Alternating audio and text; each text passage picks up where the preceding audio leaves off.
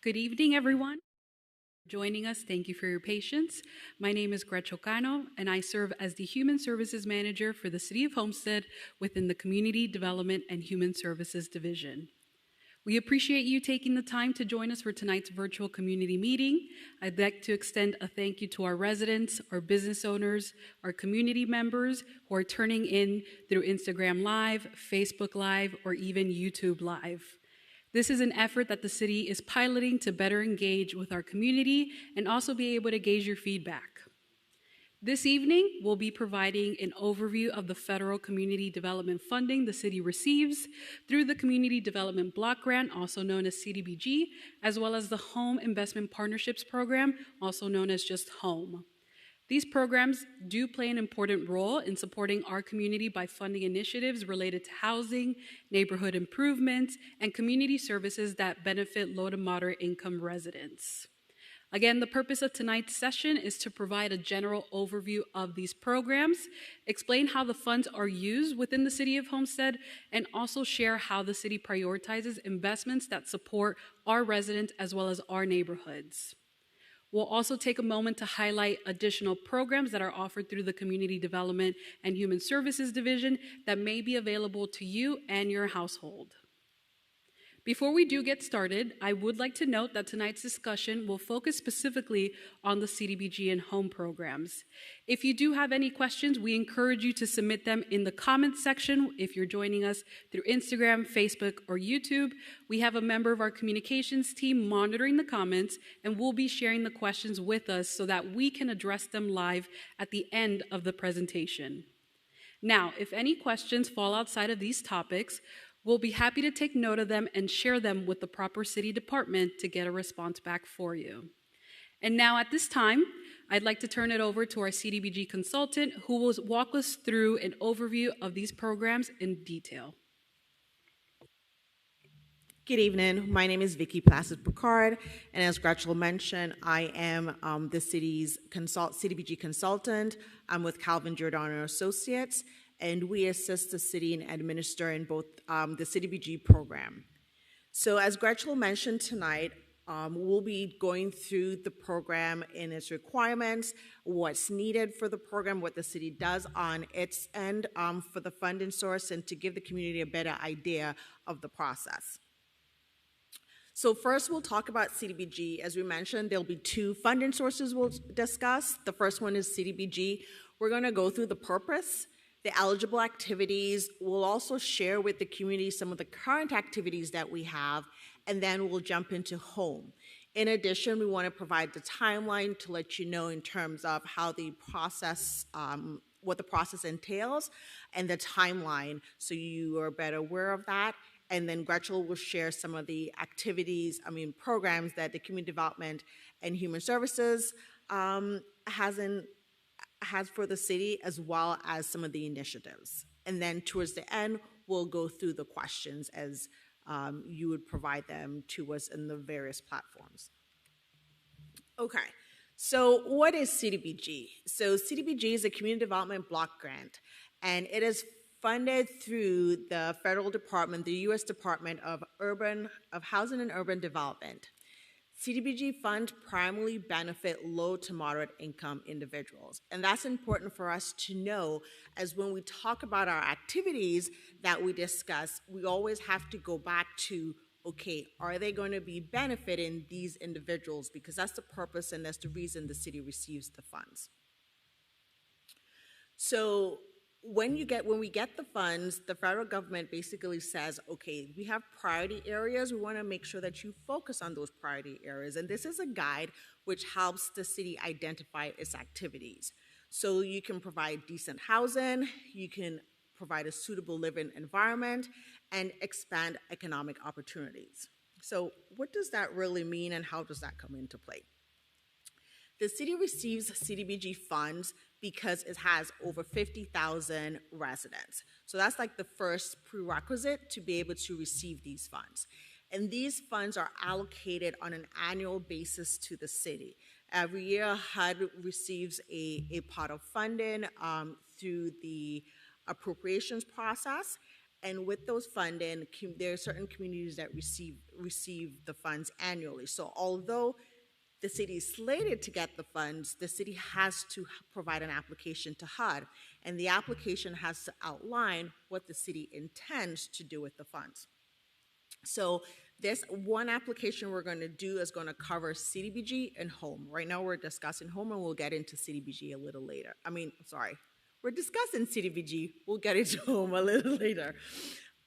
So within the application, we identify activities, basically projects that the city will undertake in the upcoming year. And last year, the city received about $878,000. So that's the guide we're going to use to identify projects until it's confirmed what the actual allocation will be for the upcoming year. When we say the upcoming year, we mean from October 1st of 2026.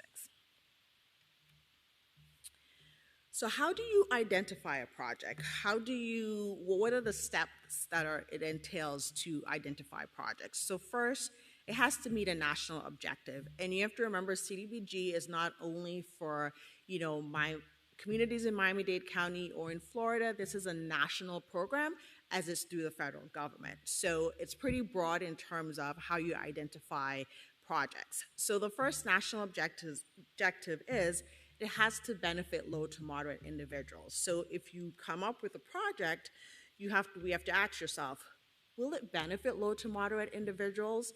And if it says yes, then you go into the next step in terms of the eligibility of the project. Another one is to aid in the prevention or elimination of slum and blight, and that's in a scenario where we work with the CRA if there are identified specific areas that meet the definition of slum and blight, which is a definition that's provided through the state of Florida. And the third is urgent need. And this is for in instances where we may have a natural disaster or emergency project that funds can be used for that. But keep in mind that because benefiting low to moderate income individuals is the primary purpose, 70% of your funds have to go to low to moderate individuals. So although an emergency may come up, we can't just take the full allocation to the emergency because you'd be considered out of compliance. So this chart shows if you have the national objective, then you look at the three areas three of the national objectives, then you can identify a project. And we use the term activity, and activity is considered a project in this instance, just so you get a better understanding. So for low to moderate national objective, you can provide public service. So there are a lot of different agencies, or even within the cities, something that's going to improve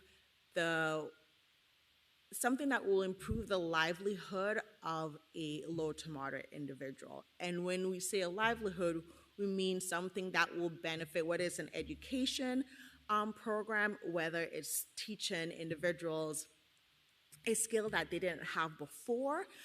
So that's where we consider public service. And we'll provide examples of what the city has done so far. You look at housing, whether it's housing rehab, or first-time home buyers, economic development. We're working with small businesses to provide, whether it's to provide funding to assist with hiring someone and keeping that person on staff, for example. And then public improvements. There are many parks in the communities, in the community that may need some type of assistance, whether it's providing a new playground or sidewalk improvements. There are some areas that are missing sidewalks, and these are examples of some of the activities that fall within a specific national objective. Then slum and blight, primarily working in CRA areas where there may be in areas that maybe have been identified. So whether it's a spot basis, a specific tiny area, whether it's an alley, for an example, or it's in a larger scale, a larger area. And we spoke about urgent need. A natural disaster, if a hurricane comes and we need to improve homes or facilities, that's where that funding will come into play. trying to liven this up and not sound too bored with the programs. So here are some examples that we have in terms of actual, to give you an idea, like when I say activity, I talk about, okay, improving the community facilities. What exactly does that mean? So we talk about parks. Everyone can think of a park that they know, and there may be something that you may want to see an improvement in your park.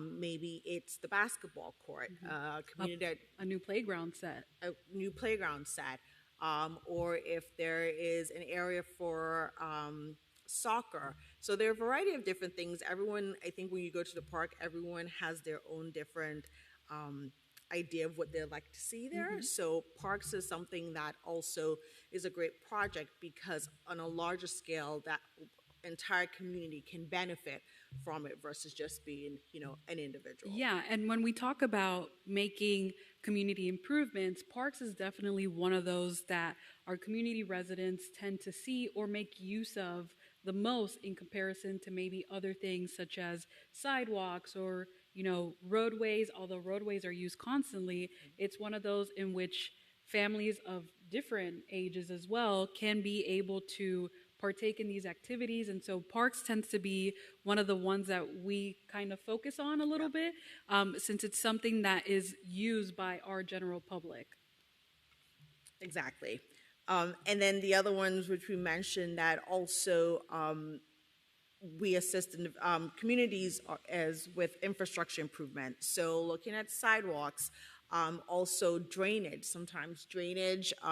We get South Florida summer showers that we realize the areas that we need to have drainage improvements. So that's some of the examples of projects that can be done.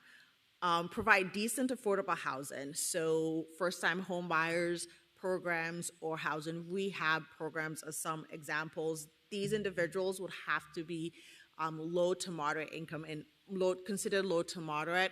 We'll talk a little bit more about like what does that really mean, what income, where does that actually fall, and how would an individual know that they're low to moderate. Then public service, we've had a youth program. Rental assistance is one of the ones that have been provided, and that was due to COVID. The city did provide rental assistance programs and senior programs. Economic development, mentioned previously, could be a job training, or if it's a storefront, then there could be commercial rehab that can be done for improvements to attract customers based on the improvements that are on the exterior. Additional activity that's included is planning administration. There are various reports as well as advertising. Because you receive federal funds, you have to let the public know when the funding is received, what you plan to do with the funding. So there are various administrative costs that's associated with these. So with that, before we continue on with the PowerPoint, I do want us to kind of but actually be able to have a little bit of a discussion of why, again, we're having this meeting. So folks, if you are now joining us on this meeting, whether it be through Instagram, Facebook, or YouTube Live, again, I'd like to thank you all for joining us in participating. And the reason why we're highlighting this slide a little bit is because, again, we'd like to get the community's input as to what kind of improvements they would like to see under these eligible activities, whether it be a park in the city of Homestead, whether it be sidewalks, streets, drainage improvements, whether it be other different kinds of public service in terms of youth programming. Again, this is an opportunity for you all to share your feedback with us, share your questions. Therefore, please, if you have any questions you'd like to ask us, again, we have a member of our communications team who is monitoring all the comments via the various platforms, and there is an opportunity for you all to share those, and we'll be able to answer those live. Again, if there are questions that are not directly related to this, we'll be happy to take a note of them and share them with the proper city departments so that your questions and concerns are addressed. Also, what's very important is in eligible activities, we do not want to identify a project and allocate funds to it. And then later on, you know, cities audited and it wasn't a project that should have been done. So as well as the importance of eligible projects, it's also important to know what projects are ineligible. So one of the main ones is for buildings for general government services. So for instance, City Hall. City Hall is for general government services, so that's not something that Cdbg can use the funds for. As well as general government expenses. So the day-to-day operations, you know, the bills that, whether it's from electrical or other general bills that the city expenses that the city may have, is not an eligible activity. Political activities, that's not eligible. New housing construction. So although Cdbg can pay to help with first-time home buyers, Cdbg is one of the federal programs that you cannot use for a new housing construction, as well as income payments. So we spoke about rental assistance. So rental assistance, you can provide assistance to that applicant, but you pay the landlord directly. Whereas you're talking about income payments, would be paying the applicant directly. You don't know what they're going to use that funding for. It's going to become income, so it's something that's not eligible. As well as operating and maintenance of expenses. Is also when you're looking at projects, if you have a park, and let's say the park needs pressure washing, so that's a maintenance activity, so it would not be something that would be eligible. Right, and that's why we go through a careful review process as to when we gain this community feedback as well as feedback from different areas. There's extensive research that's done on the back end to ensure that, in fact, what is being proposed to be funded by these dollars are, in fact, eligible activities, because the last thing, and that's something that's crucial for the City of Homestead as local government that's receiving funds from a different level of government, is that to ensure that we remain compliant at all times. In doing an ineligible activity, there may be risk of a reduction of funds, if not an entirety loss of funds. Therefore, that's why we go through an extensive review process to ensure that these funds are able to be used with these dollars, because something that maybe folks may not necessarily keep in mind is that as the City of Homestead, we are monitored or audited by the federal government from time to time, and typically they won't give you a warning per se. They'll just let you know, we're coming down and we're going to monitor your whole program. Therefore, have your documentation ready, have your paperwork ready. Yep. And so it's always important to follow those guidelines from the very start, so that it's not something that the city has to deal with at the time of monitoring, and so that we can also assure that these funds continue to be available for our community residents year after year. So we're giving you some examples of activities. So now we're going to provide to you what the current activities we're completing within the current year. So current year being October 1st, 2025 to September 30th of 2026. So these were the items that were reviewed, approved by the City Council, as well as submitted to HUD for approval. So the first one, and I don't know if many of you know, so the city has a Section 108 loan, and this was funding that was used back in around 2015 to help build the amazing cybrarium that's here in the city of Homestead.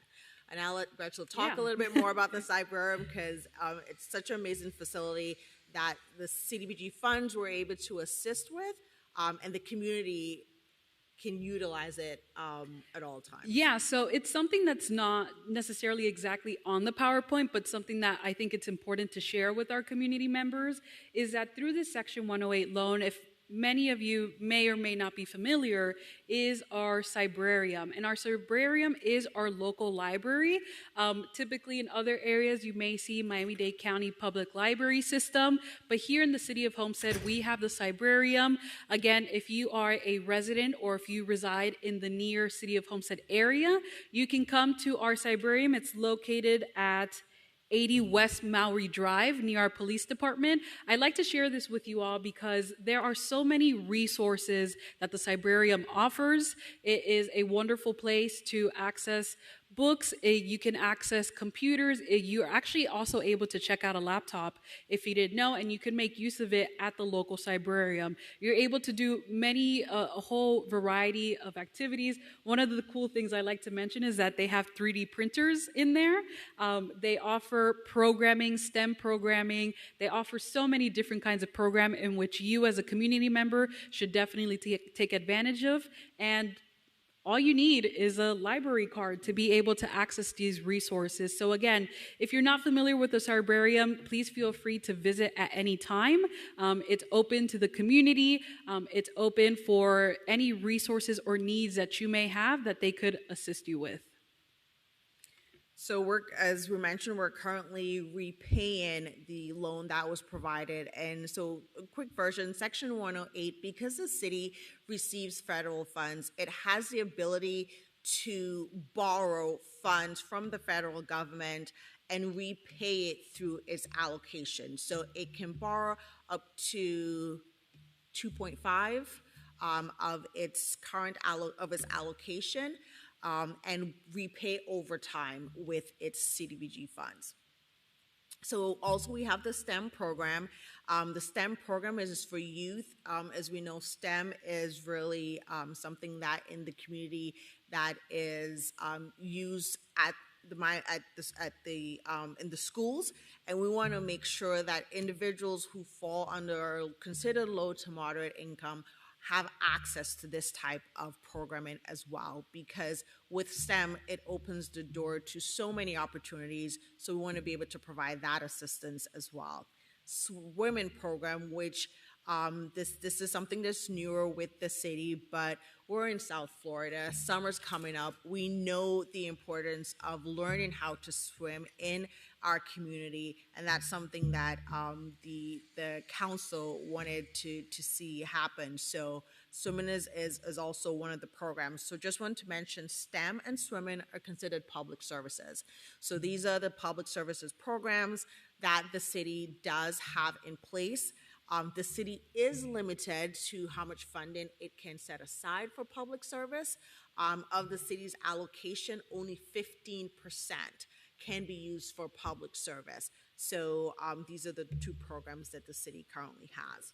Right, and to that 15%, that's something that the city is actually capped at an annual basis. Correct. There's really nothing that can change that rule. It's a general thumb of rule that the federal government has set, and it's a requirement as part of that compliance that the city has to follow, in which of our allocation, for example, here of 878,000, only 15% of that could go towards those programs, which is close to around maybe $130,000, near that ballpark area. Therefore, the city, when it comes to public service, as much as we'd like to offer a variety of different programs, we are capped to a limited amount set by the federal government. The other two projects, the Harrisfield Parkville Pavilion improvement, we're working with something that will be overseen by our Parks Department, and they're working on an improvement to the area, the pavilion, over at Harrisfield. We're working with the CRA with the creation of a neighborhood pocket park, which is also important for the community. Any area where we can have something in a neighborhood where we can get families out, we can get different members of the family really to be out, neighbors, getting to know neighbors. A park is such a vital area, such a vital asset to the area. So we're looking forward to being able to see this project move forward. And then program administration, as we mentioned prior, it's something that is included in the annual allocation just because of all the different reporting and compliance that needs to be completed with these funds.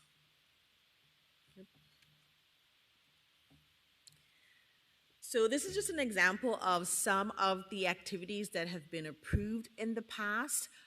We tend to work a lot with the Parks and Rec department.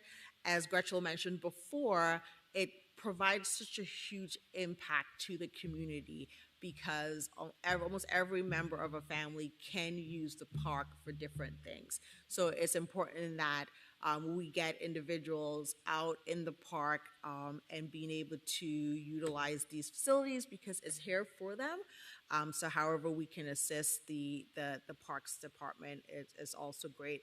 One of the activities, I'm not going to go through all of them, but one of the activities that was recently completed is the Ernestine Jackson Seymour Park improvement. I think the ribbon cutting was 2 weeks ago. So 2 weeks ago, the city, we had a ribbon cutting ceremony. It was a beautiful ceremony in which we had, it was during spring break. So we actually had a lot of our spring camp participants come out and make use of the park. And again, I invite you all to come out and check it out. It's the Ernestine Jackson Seymour Park.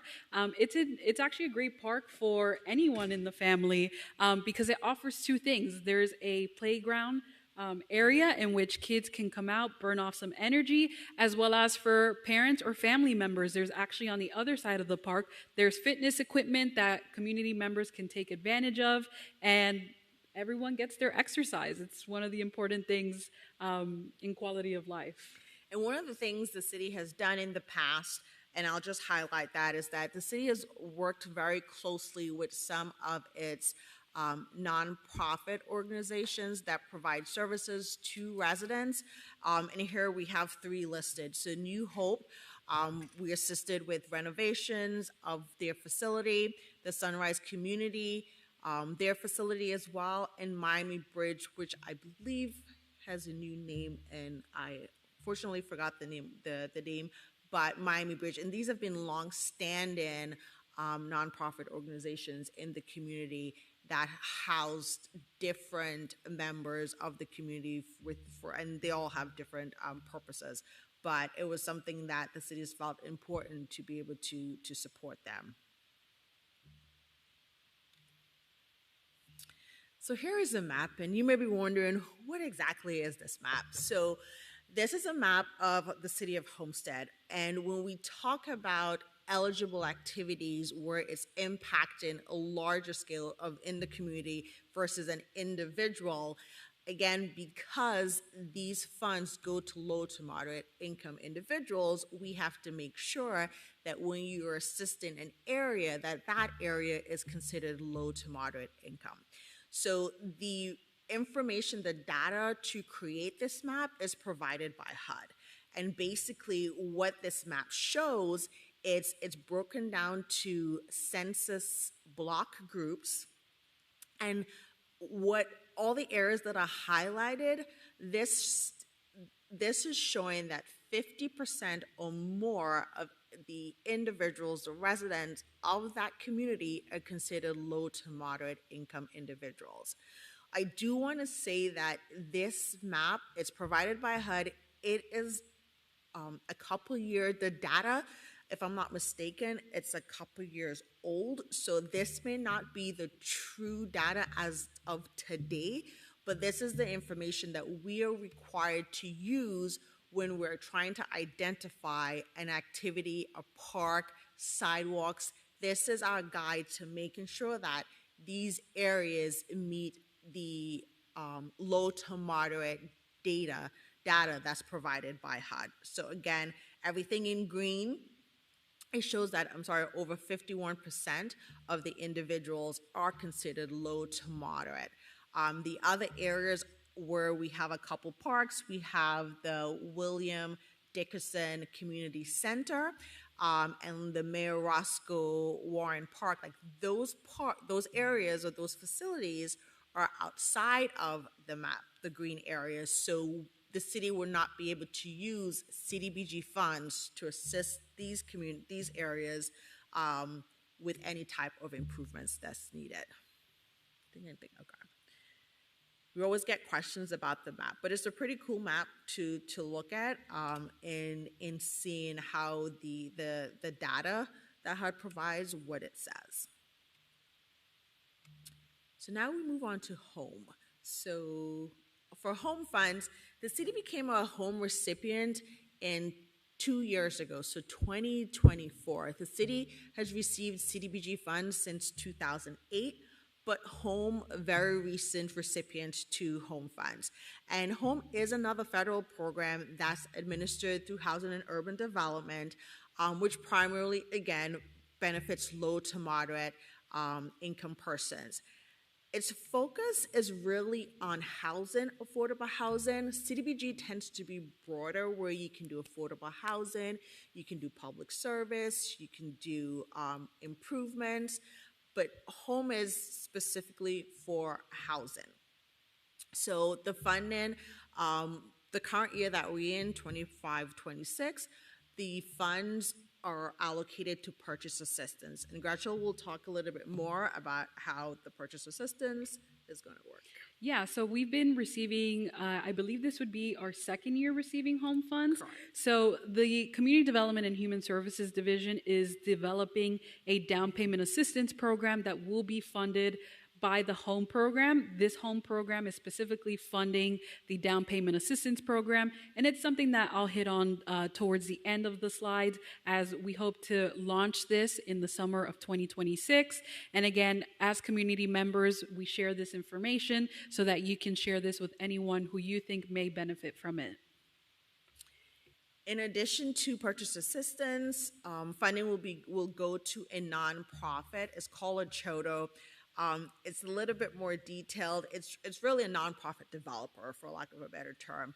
And the CHODO will receive the funds, and funds can be used for whether it's to purchase a property, to provide to a low-income individual, rehabbing properties. So the city is still in the initial discussions. As you can see, because the city's allocation is smaller, it's a smaller pot that's set aside for CHODOs. So it's something that is being developed and would have more details that will be provided to the community. For Home, you also received funding for program administration. It's a 10% cap for Home, and this goes back to, again, the various reports and maintaining compliance with these funds. So this is a CDBG home income limit chart, and this is what's used to determine if someone's eligible. This is for Miami-Dade County. As you can see, this says May 2025. This is updated annually by the federal government. The new one is not out as yet, so we use the old income limits until the new one is issued by HUD. And you look at this and you're like, okay, what does this mean? So let's say, for instance, you can see there are 4 columns. The first one is the household size. So when we say households, like how many people are in your family. So if it's 3 of you, 2 adults and a child, then the maximum you're allowed to make in order to receive assistance, like purchase assistance, for instance, would be $89,200. This table is created by HUD and not the city. And the city, and this table is also, as I mentioned, is at a county level. It doesn't come down to the city level. But this is something that we would have to utilize if you're assisting anyone, because as Gretchen mentioned, when the city is being monitored, the first question is like, how do you know this person is eligible? So we won't get into the details of all the documents you have to provide, but it's enough documents so we can verify that your income does not exceed the amount, because we go back to what we originally said in the beginning, we have to assist low to moderate income individuals. And also the Miami-Dade County median household income is stated at $87,200. Again, this was from last year. We anticipate receiving the updated numbers shortly. But this is the data that's generated by HUD and is issued on an annual basis when it comes to any type of, federal assistance that is being provided. Next steps. So as Gretchen mentioned in the very beginning, the city is developing its annual action plan. And the purpose of the meeting tonight is to discuss the program, explain to everyone what the program is, and also getting any ideas or getting input from the community about different activities or ideas that they may have. So we're currently in the process of drafting the annual action plan. Because it is a federal assisted funded program, once the action plan is completed, then a notice is to provided to the public, letting them know that the plan is available. They're welcome to read the plan and provide input. And typically, it's available for 30 days. So it's going to be advertised and posted on the website that it's available. The community, the public can review the action plan, provide comments, and then with the activities and the plan, it's required to go before council. And it goes before council, and council makes the recommendation to approve the plan. Once we get approval from council, then it is submitted to HUD. So it is a process to get there, and it's not something that's rushed. It gives the community an opportunity to review the plan, ask questions. That's what we're here for. Ask questions about the plan. How does the program work? What does this mean? How long does it take? Once you advertise and the city identifies projects, how long does it take for us to see the completed project or the programs to begin? And we're available to answer those questions. So it goes to is anticipated to go to council July 22nd, and it has to be transmitted to HUD after council approves it. And once we submit it to HUD, HUD reviews to make sure that everything is eligible, and the city will receive a grant agreement for the program to begin October 1st. I cover everything there, and I'll turn it over to Gretchen to talk about some of the programs that her team does. Thank you, Vicki. And again, if you're joining us right now, or if you joined a couple minutes ago, thank you for joining us again, whether it be Instagram, Facebook, or YouTube Live. If you have any questions, you are welcome to leave them in the comments section. We have a member of our communications team monitoring those, and we'll be able to answer those questions live. Again, if you have any questions that may not necessarily be directly related to CDBG or home, we are happy to take a note of it so that we can share with the proper city departments. So as a Community Development and Human Services Division, we do, in part with Vicki, oversee the CDBG and home programs for the city. And so with that, there are other initiatives that aren't primarily focused with this, but support the quality of life for residents as it was adopted through our strategic plan. So one of the things is our swimming lessons for Homestead youth. Vicki spoke about it earlier today. This is funded with CDBG dollars. Therefore, in order to participate, you do have to be what's considered a low to moderate income resident.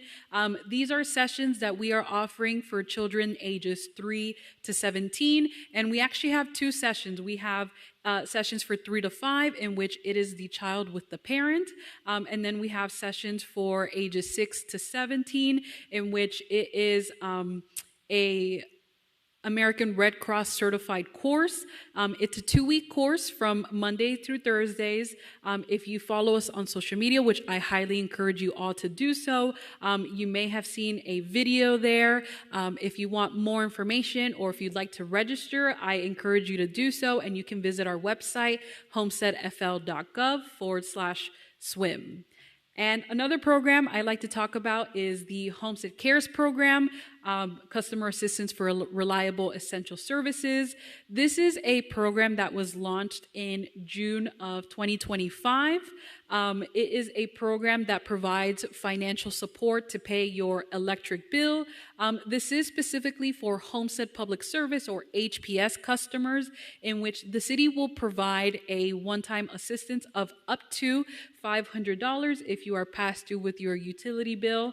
Something that I like to highlight of this program that makes it unique in comparison to, for example, down payment assistance or any other type of government-assisted program is that for income, because we do have to do income verification, it does follow ALICE, which is Asset Limited income constrained employed, which is a different kind of basically families that make too much to receive any sort of government assistance, but they don't necessarily make enough to cover the typical cost of living in an area such as Miami-Dade County. And so this program, again, if you're ever in need of assistance with your electric utility bill and you are an HPS customer, we have all of the eligibility requirements, the required documentation, and a fully online application. There is no paper application. There's no need to come in person. You can go ahead and visit homesteadfl.gov/cares.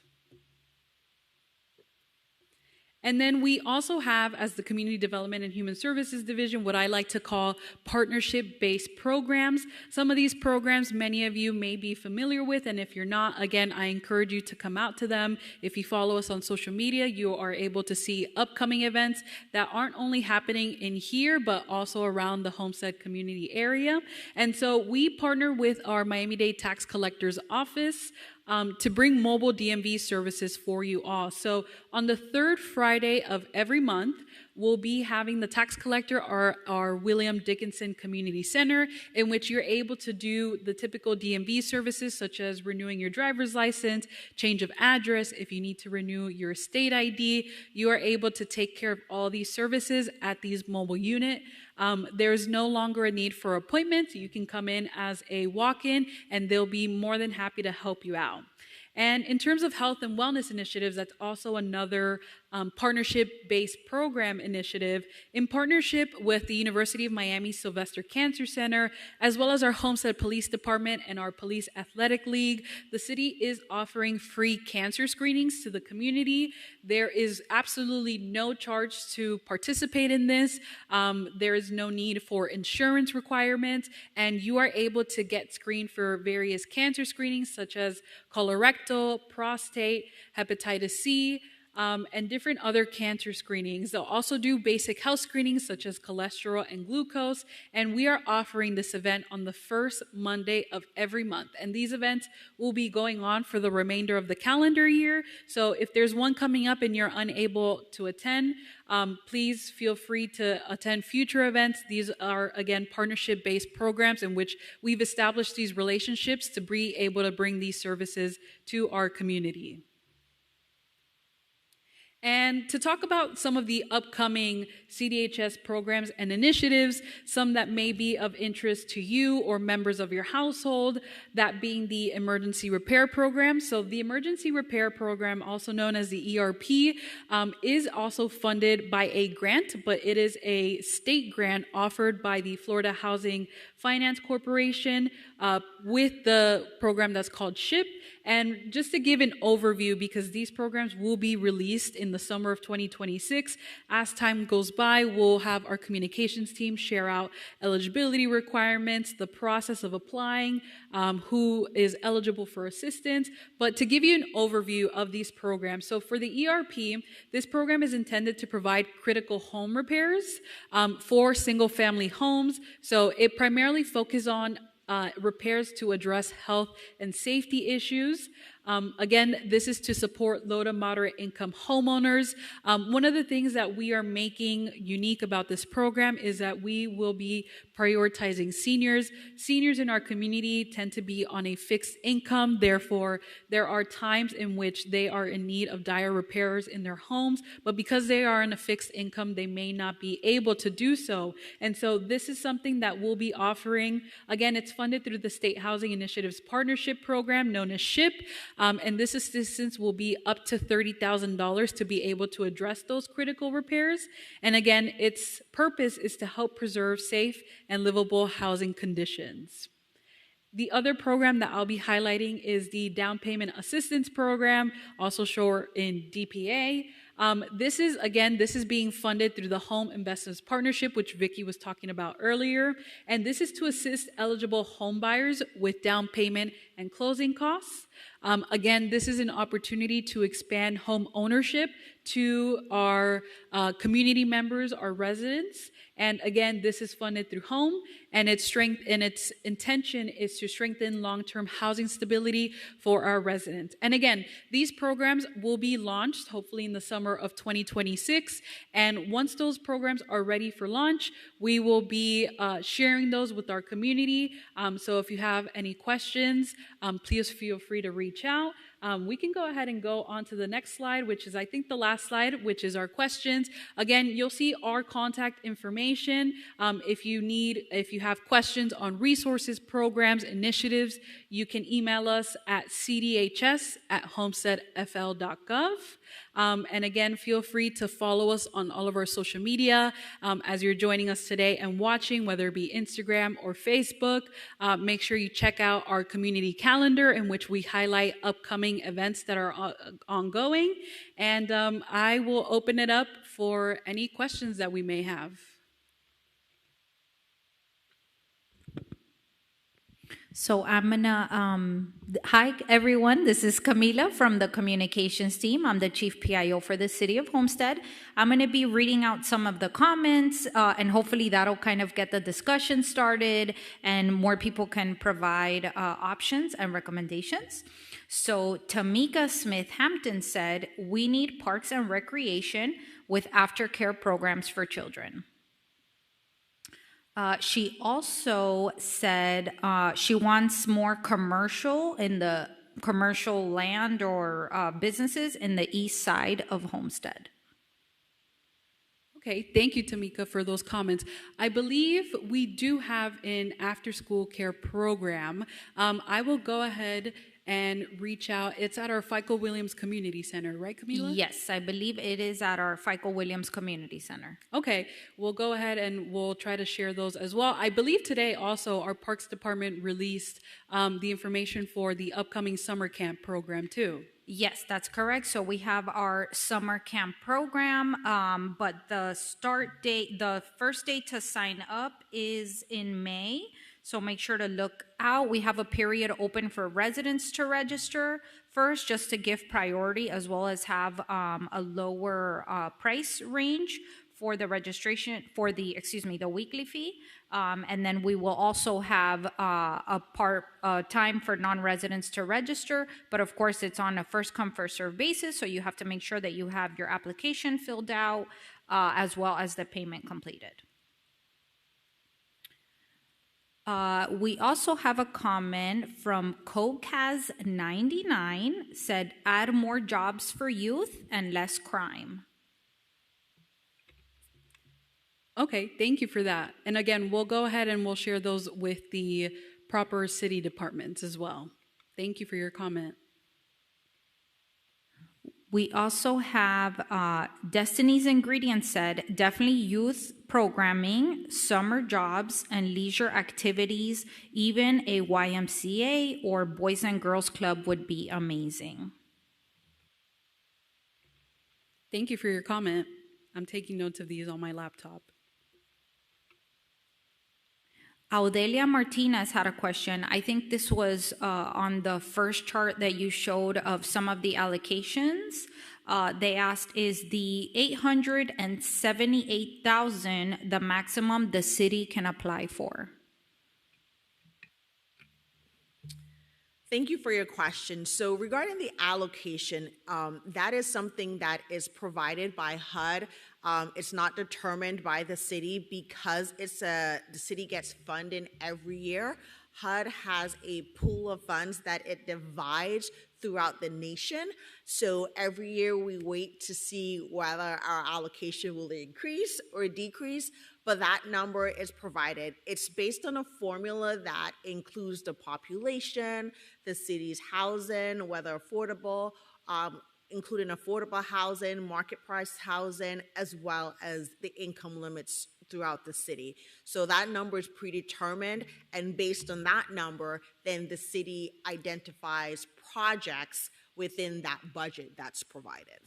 Yeah, typically, I think we understand the normal grant process in which sometimes when you're applying for the grant, sometimes they'll ask you to input a number as to what you think you may need to cover a certain project. And so with CDBG and home, it's unique in the sense in which the city doesn't submit a request for how much funding we'd like to receive or we need in order to conduct certain activities, but rather based on that formula, again, the federal government has this pot of money that is shared between almost all 50 states, and then it drops down into counties and then cities. Therefore, it's based on a specific formula that the city doesn't calculate, but rather it's just a figure that's given to us, and we typically find out in the course of the next upcoming weeks. We'll know what our future allocation will be. But thank you for your question. We also have a question from Audelia Martinez. I had answered it in the comments, but just in case, where will the pocket park be located? So the pocket park that we spoke about is located behind the Seminole Theater and is being currently constructed to really build that connectivity between Homestead Station and Losner Park. So thank you, Camila. So that is actually a different pocket park that's not being funded by the Community Development Block Grant. I can pull up where, Audelia, your question in regards to the current allocation that we have for the neighborhood pocket park, that's in the exact address. I will tell you, I'll have to probably get back to you as to the exact address, but I do know that it's a parcel that is currently owned by the county. It has been, to my understanding, it's been used in the past for a lot of illegal dumping, in which folks have dumped all kinds of things. And so we are trying to extend this opportunity to be able to transform that parcel into that neighborhood pocket park. If I remember correctly, it is in the, I know it's in the CRA area. If you could give me 1 second, I could probably pull the exact address for you. But yes, that is a different pocket park that was mentioned in the comments. But we can definitely come back to you with the exact address. Judique Tisdale also says, what about funding for businesses? So funding for businesses, which is basically small businesses, is something that the city can provide assistance to and has in the past, but it's something that we will take into consideration. And if there are specific projects or ideas that you're thinking of, please share that with us. But thank you for your questions. It's something that's eligible to small businesses. We'll just have to identify exactly what you're thinking of. We also have Jesse Smith that said, what about a park on the east side of Homestead?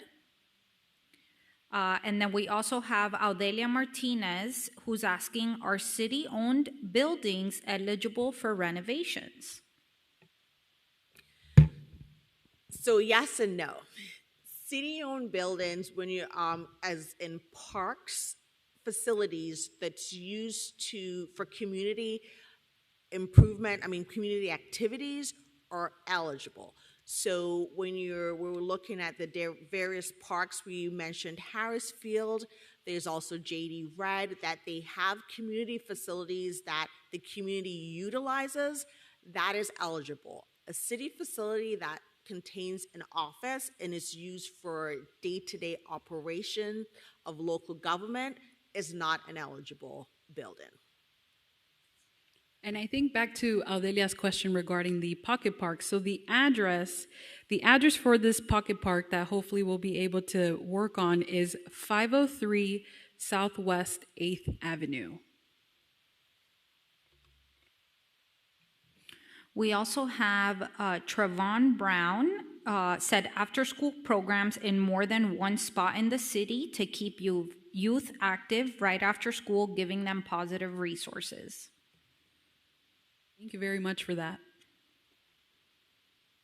And then we also got Tamika Smith. She wrote a long message, but I will paraphrase a little bit. She wants more investment in the undeserved areas of Homestead, especially Southeast Homestead and commercial areas like Audubon Plaza. She wants proper lighting, signage, beautification, sidewalks, landscaping.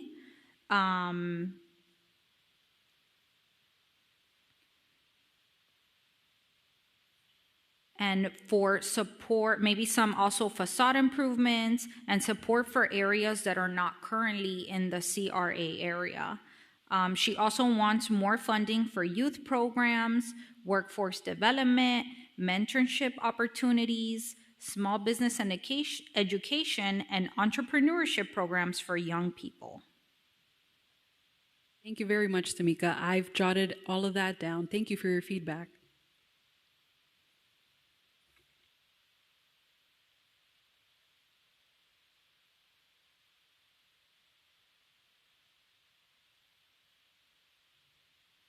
That is, for the most part, what I see for questions. There's a few comments, some more East Side Boys and Girls Club or Big Brother / Big Sister program.